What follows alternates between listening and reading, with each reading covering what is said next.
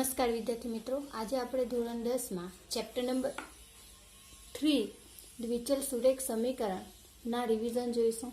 એમાં આપણે દ્વિચલ સુરેખ સમીકરણમાં દ્વિચલ સુરેખ સમીકરણ યુગ્મ આપણી પાસે છે ax + by + c = 0, a² + b² ≠ 0, બરાબર। તો આ જે સુરેખ સમીકરણ છે એમાં આપણે જોવાનું છે આલેખાત્મક રજૂઆત, બરાબર। સમીકરણ યુગ્મ આ છે દ્વિચલ સુરેખ સમીકરણ, અને સમીકરણ યુગ્મની વાત કરશે તો a1x + b1y + c1 = 0, a2x + b2y + c2 = 0, બરાબર।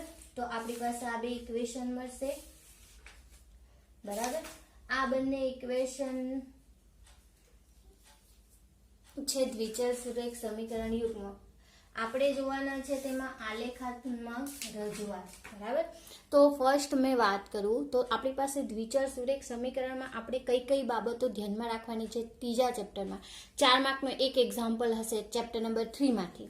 તો એમાં આલેખ તમારે કમ્પલસરી આવશે, અને તમારે આલેખ જાતે તમારે આલેખ પોથીમાંથી લઈ લેવાનો એક આલેખ, બરાબર। તે આલેખ પુરવણી સાથે જોઈન્ટ કરી દેવાનો, બરાબર। 4 માર્કનો એક એક્ઝામ્પલ હશે જ, અને કમ્પલસરી ગ્રાફ બુકમાંથી એક પેજ લઈને, અથવા તો 2 રૂપિયાનું કે 1 રૂપિયાનું એક પેજ મળતું છે તો તમે તમારી રીતે લાવીને બી કરી શકો, બરાબર। અથવા તો તમારી ગ્રાફ બુકમાં હોય અવેલેબલ તો ફાડીને એક પેજ લઈ લેવાનું, બરાબર। એક ટાંકો લઈ લેવાનો જેથી તમે ગ્રાફ દોરી શકો, બરાબર।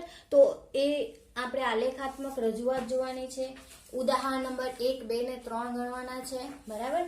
પછી આવશે ઉદાહરણ 4, 5 ને 6 રીતના એક્ઝામ્પલ આવશે, બરાબર। અલગ અલગ રીતના બધા એક્ઝામ્પલ હશે, બરાબર, સરળ હશે નહીં, બરાબર। પછી એમાં જોવાનું છે આપણે 3.2 માં 2, 3, 5, બરાબર।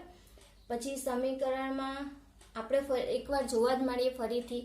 તો શું કરીએ, ઉદાહરણ 1, 2 અને 3। તો ઉદાહરણ 1 માં તમને રકમ આપેલી છે, તો આપેલી છે અખિલા તેના ગામમાં મેળામાં ગઈ રહી હતી, તો ચકડોળમાં બેસવામાં આનંદ માણવો હતો। ઉપલા રાખેલી વસ્તુ પર રીંગ ફેંકે તે જેવી રીંગ કોઈ વસ્તુ પર સંપૂર્ણ આવરી લે તે રીતની વસ્તુ રમવા માંગતી હતી, તો તે બંને જેટલી વખત ઉપલામાં રમી તે સંખ્યા તે ચકડોળની સવારીની સંખ્યાથી અડધી છે। જો પ્રત્યેક વખતે ચકડોળમાં બેસવાનો ખર્ચ 3 રૂપિયા અને હુપલાને પ્રત્યેક રમત રમવાનો ખર્ચ 4 રૂપિયા હોય, તો તમે ચકડોળમાં બેસવાની સંખ્યા કેવી રીતે શોધશો, અને તે કેટલી વખત હુપલાની રમત રમી હશે, અને કેટલી વખત કેવી રીતે નક્કી કરી હશે, તો અને એ માટે કુલ 20 રૂપિયા ખર્ચ્યા હતા। તો આ પરિસ્થિતિમાં બેઝિક અને આલેખાત્મક રજૂઆત કરો। બેઝિક એટલે કે આપણે ઇક્વેશન મેળવવાનું અને પછી સોલ્વ કરવાનું, બરાબર। ઇક્વેશન મેળવીએ એને બેઝિક રીત કહેવાશે, અને એનું સોલ્યુશન આપણે કોની રીતે મેળવવાનું છે, તો આલેખાત્મક રજૂઆતની રીતે મેળવવાનું છે, બરાબર। તો મેં ધારી લઉં અહીં, ધારો કે ઉદાહરણ નંબર 1 માં આખિલા ધારો કે x વખત ચકડોળમાં બેઠી અને y વખત હુપલાની રમત રમી, બરાબર। બંને અલગ અલગ રમત રમી રહ્યા છે, બરાબર। તો મારી માહિતી આપેલી છે, શું કહે છે કે હુપલા કરતા આ ચકડોળમાં બેસવાની 1/2 x થવાની, અડધી થવાની એનાથી એમ કીધું છે। therefore ઇક્વેશન મને કેવી મળશે, તો x = 2y, therefore x - 2y = 0। આ એક ઇક્વેશન મળી ગયું।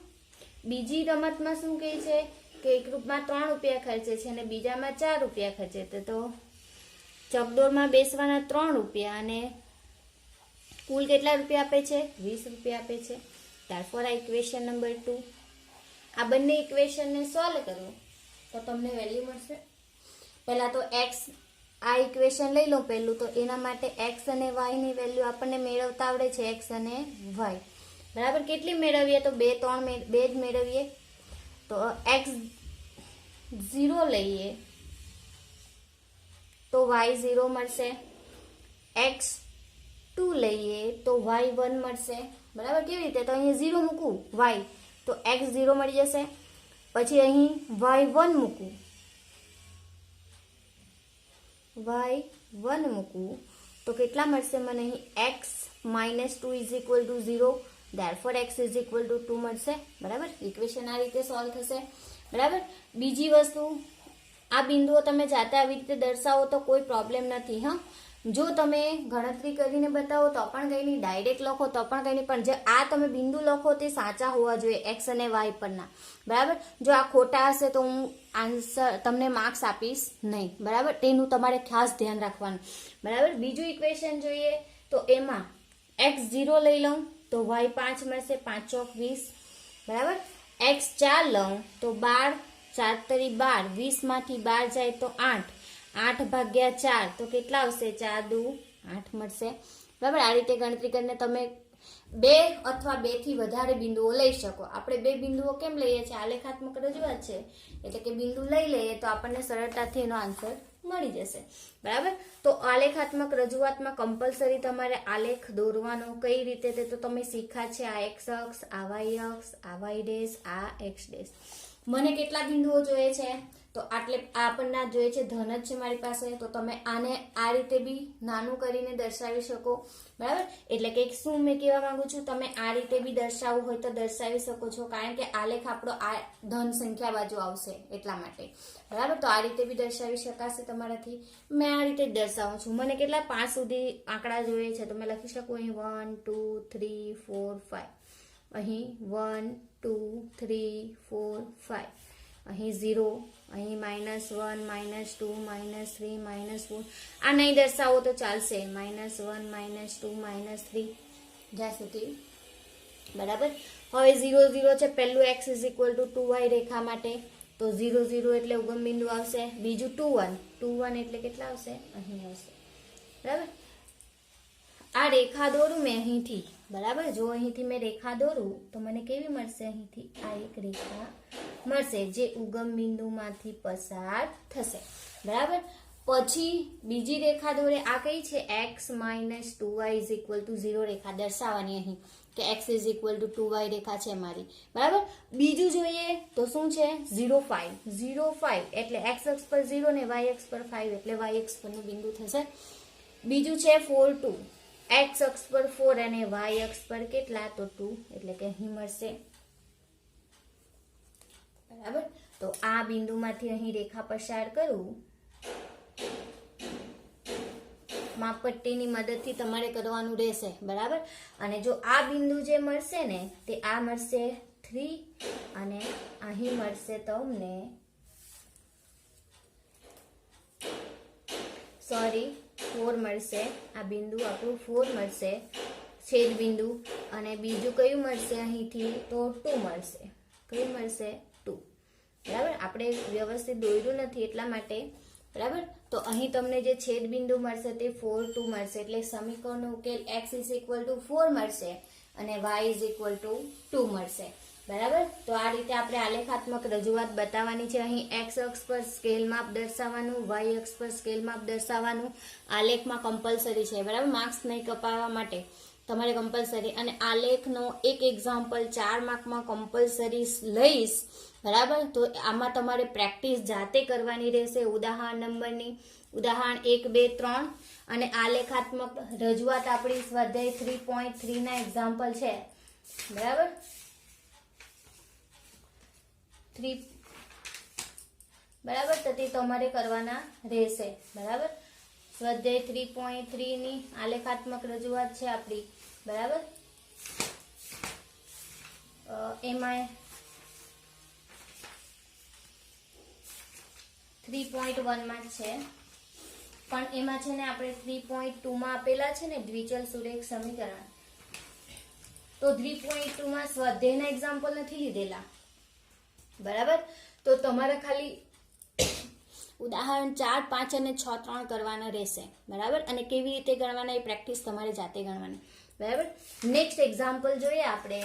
તો નેક્સ્ટ એક્ઝામ્પલમાં તમને આપેલું છે અહીં ઉદાહરણ 4 5 અને 6. ઉદાહરણ 4 5 અને 6, 1 2 3 4 5 6 આલેખાત્મક રજૂઆત જ છે, બરાબર. તમને વેલ્યુ તો આપેલી છે, તમને કીધેલું જ છે, તમને ઇક્વેશન આપી દીધેલું હશે કદાચ. ધારો કે x plus 3y is equal to 6 અને 2x minus 3y is equal to 12 સમીકરણ નો આલેખાત્મક રજૂઆત આલેખની મદદથી ઉકેલ મેળવો. તમારે આ રીતે મેળવવાનો રહેશે. બરાબર. નેક્સ્ટ ટોપિક જોઈએ. ઉદાહરણ 4, 5, 6 તમારે જાતે ગણવાના. બરાબર. ઉકેલ મેળવવાનો. પછી જોઈએ આપણે સ્વાધ્યાય 3.2 માં ક્વેશ્ચન નંબર 2, 3 ને 4 ખાલી. ક્વેશ્ચન નંબર 2, 3 ને 4. બરાબર. ક્વેશ્ચન નંબર કયો છે? 2, 3 ને 4. બરાબર. પ્રશ્ન આખો કરવાનો છે. બરાબર. સ્વાધ્યાય 3.2. બરાબર. તો એ કયો છે? તો મારી પાસે સુસંગત છે કે નહીં સાબિત કરવાનું છે. એટલે 2 માર્કમાં હશે, 1 માર્કમાં હશે. બરાબર. અથવા તો અલગ અલગ રીતે હશે. તો મારી પાસે શું છે કન્ડિશન? તો મારી પાસે છે a1/a2 is equal to b1/b2 is equal to c1/c2. આ બધી કન્ડિશન આવશે. એમાં ઇક્વલ ટુ આવશે બધી કન્ડિશન. તો સમીકરણ કેવી છે? સંપાતી રેખાઓ છે. સંપાતી રેખાઓને કેટલા ઉકેલ મળશે? તો અનંત ઉકેલ મળશે. બરાબર. એ જ રીતના a1/a2 not equal to b1/b2 મળશે. તો એ કેવી રેખા થવાની? છેદતી રેખા થવાની. છેદતી રેખા અને ઉકેલ કેટલા મળશે? એક બિંદુમાં છેદે. બરાબર. કેટલા? એક જ બિંદુમાં છેદે એટલે કે એક છેદ બિંદુ મળશે એનું. બરાબર. અને a1/a2 is equal to b1/b2 પણ નોટ ઇક્વલ ટુ c1/c2 હોય તો આ કેવી રેખા થવાની? સમાંતર રેખા થવાની. અને સમાંતર રેખાને કેટલા ઉકેલ હોવાના? જે તમને ખબર છે ઉકેલ મળતો નથી. બરાબર. એમાં એ સંપાતી રેખા એટલે સમાંતર 2 રેખા જ મળશે, એને કોઈ છેદ બિંદુ મળશે નહીં. બરાબર. આ કન્ડિશનને આધારે એક્ઝામ્પલ ગણવાના છે તમારે. બરાબર. એનું તમારે ધ્યાન આપવાનું કે કઈ સમીકરણ સુસંગત છે કે નહીં તે ચકાસણી કરવી હોય તો સમાંતર રેખાઓ હોય સુસંગત કેવી રીતે સાબિત કરી શકાય? તો આપણી જે કન્ડિશન આપેલી હોય તે સમીકરણ સાથે મેચ થતી હોય તો એ સુસંગત છે. અથવા તો સુસંબંધ ક્યારે નહીં હોય કે કન્ડિશન જે આપણી હોય તે પ્રમાણે નહીં આપી હોય તો તે પ્રમાણે આપણે એક્ઝામ્પલ કરવાના. આમાંથી VSQમાં પણ આવશે એક્ઝામ્પલ. બરાબર. ખાસ ધ્યાન રાખજો. આમાં VSQમાં આ વખતે બહુ ભૂલ કરેલી છે. બરાબર. તો એ તમારે. અને પ્રશ્ન નંબર 4 આલેખનો છે. બરાબર. કદાચ પૂછી શકાય, જાતે ગણવાનો. પ્રશ્ન નંબર 7 પણ આલેખનો છે. આલેખનું છેદ બિંદુ અને વિસ્તાર માંગેલો છે ત્રિકોણના શિરોબિંદુઓ. બરાબર. તો એ પણ લોંગ ક્વેશ્ચનમાં એટલે કે 4 માર્કમાં પૂછી શકાય. બરાબર. નેક્સ્ટ જોઈએ. નેક્સ્ટ ટોપિકમાં આપણને આપેલા છે બેઝિક રીત. બરાબર. બેઝિક રીત. બરાબર. બેઝિક રીતમાં શું છે? તો આદેશની રીત.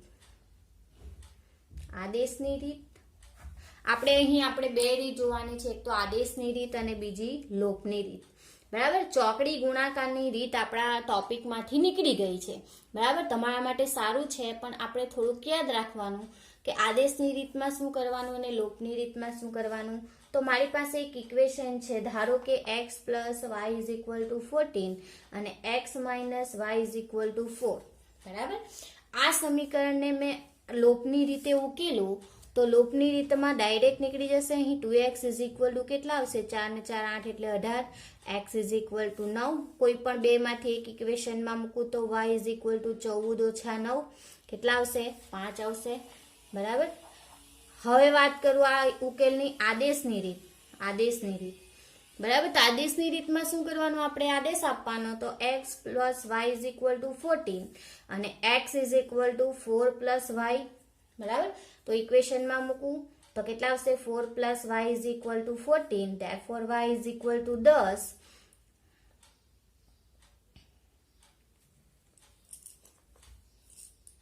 -4 થશે.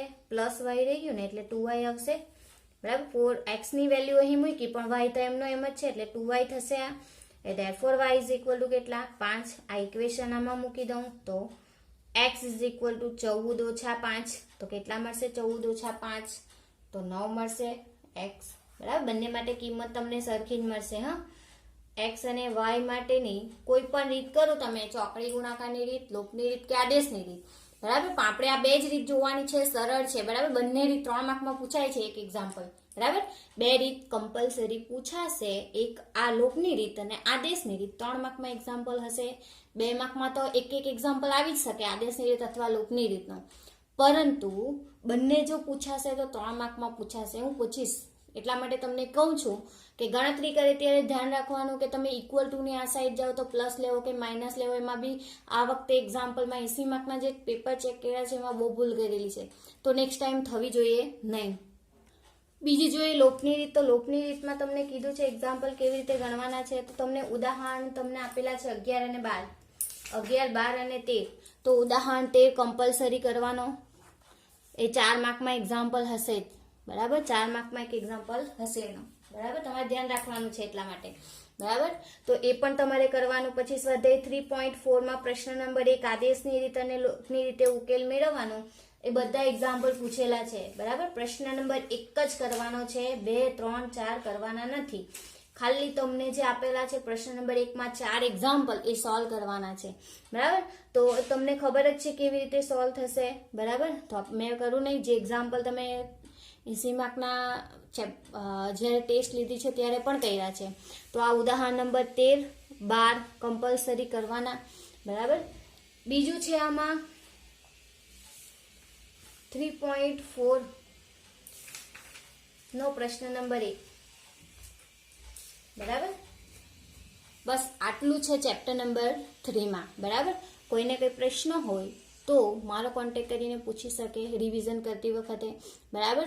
જો તમને ચેપ્ટરમાં તમને ટોપિક ઓછા કરી નાખેલા છે, બરાબર. આમાં ચેપ્ટર ચોકડી ગુણાકારની રીત કાઢી રાખેલી છે, થોડાક જે પરિવર્તન એટલે કે સુરેખ સમીકરણને યુગ્મ સમીકરણને સુરેખ સમીકરણ યુગ્મમાં ફેરવવાના જે 4 માર્કના એક્ઝામ્પલ પૂછાતા હતા તે પણ કાઢી નાખ્યા છે. એટલે કે 3.5 આખું કાઢી નાખ્યું છે, બરાબર. મેં તમને એક્ઝામ્પલ પૂછેલો તો 1/x - 1 + 3/y - 2 = 1. એ જ રીતના 1/x - 3/x - 1 + 2/y - 2 = 4. આવી રીતના જે એક્ઝામ્પલ હતા એ કેન્સલ થઈ ગયા છે, બરાબર. તો તમને જે આટલા ટોપિક છે એમાંથી જ પૂછાશે. 4 માર્કનું બી પૂછાશે, 2 માર્કનું, 3 માર્કનું પણ આમાંથી જ પૂછાશે, બરાબર. તો તમારે વ્યવસ્થિત ધ્યાન રાખીને ગણવાનું. હવે આપણે નેક્સ્ટ લેક્ચરમાં જોઈશું. Thank you.